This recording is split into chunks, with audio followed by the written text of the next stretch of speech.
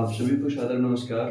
अभी तक हमने मूल अधिकार के जो महत्वपूर्ण अनुच्छेद थे, उनको देख लिया। मतलब अनुच्छेद 12 से 35 तक के बीच में जो महत्वपूर्ण मूल अधिकार थे, उसको देख लिया, अनुच्छेद 32 को छोड़ के। इस वीडियो में हम अनुच्छेद 32 पे चर्चा करने वाले हैं और एक ही अनुच्छेद 32 पे हम पूरे इस वीडियो में देखेंगे कि क्या इसके बारे में है, थोड़ा जानेंगे क्योंकि यह इम्पोर्टेंट है। भीमराव अंबेडकर जी ने ये कहा था कि अनुच्छेद 32 जो है यह संविधान की आत्मा है। तो थोड़ा सा विशेष बन जाता है कि इसके बारे में थोड़ा सा ज़्यादा जानकारी रखना है। जो भी छात्र छात्राएं सीयूईटी पीजी का एग्ज़ाम दे रहे हैं, यूजीसी नेट की तैयारी कर रहे हैं या फिर यूपीएससी और कोई और भी हम कॉम्पिटिटिव एग्ज़ाम दे रहे हैं, उनके अनुच्छेद 32 बहुत महत्वपूर्ण हो जाता है क्योंकि इससे बहुत सारे प्रश्न आते हैं। एक प्रश्न तो ये आता है कि इसमें है क्या, तो संवैधानिक उपचारों का अधिकार है, ठीक। दूसरा ये आता है कि 5 जो रिट है ना, इसके क्या नाम है। ये मुझसे इंटरव्यू में बाकायदे पूछा गया कि इस रिट का क्या मतलब है, इस रिट का क्या मतलब है। दूसरा एग्जाम में आता है इसको मिलान करने के लिए, इसके 5 या 4 लिख दिए जाएंगे, इसके चारों मीनिंग दे दी जाएंगे, इसकी हिंदी मीनिंग क्या है और कहा जाएगा मिलान करने के लिए। एक प्रश्न और आता है कि एक साइड इंग्लिश लिख दिया जाता है और एक साइड हिंदी, अब उसको मिलान करिए। तो ऑलमोस्ट हमें याद नहीं होता या फिर कभी ऐसा होता है कि हम भूल जाते हैं। तो हमने इसलिए सोचा कि इस अनुच्छेद पर ही हम एक वीडियो बना ले जो 4-5 मिनट का होगा, उसको हम देख लेंगे।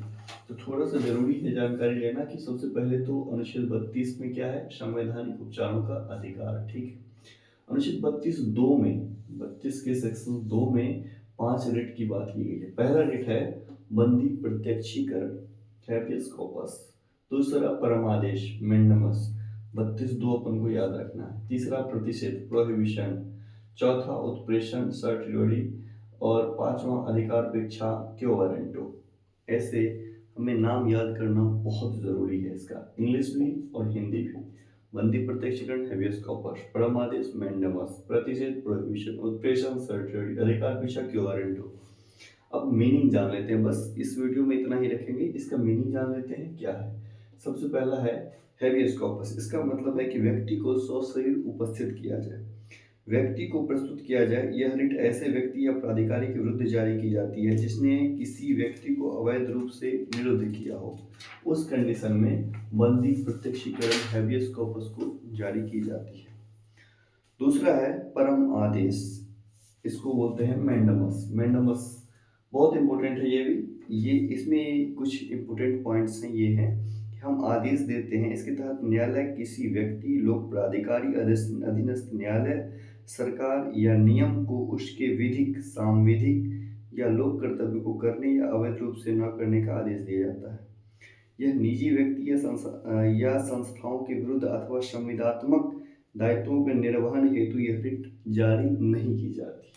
तो इसलिए इम्पोर्टेंट है थोड़ा सा, मतलब कि एक आदेश दिया जाता है जिसके तहत अधीनस्थ न्यायालय हैं, लोक प्राधिकारी हैं, सरकार या निगम, इनको दिया जाता है आदेश कि भैया आप इस आदेश को पालन करेंगे।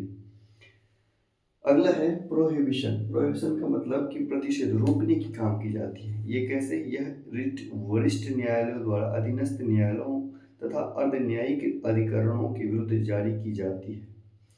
तो इसलिए इम्पोर्टेंट है, हमें याद रखना है कि प्रोहिबिशन का अर्थ होता है मना करना।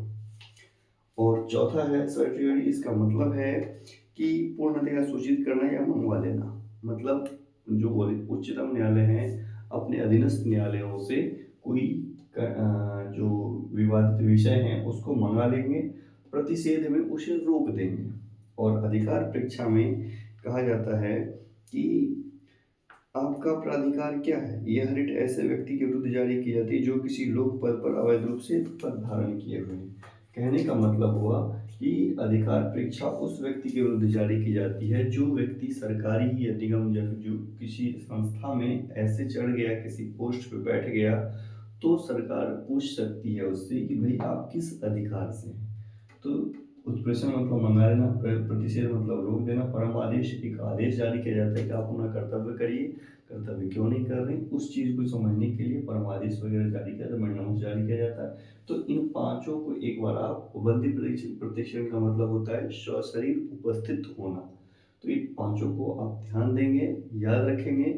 अगले वीडियो में हम अनुच्छेद 36 से शुरू करने वाले हैं।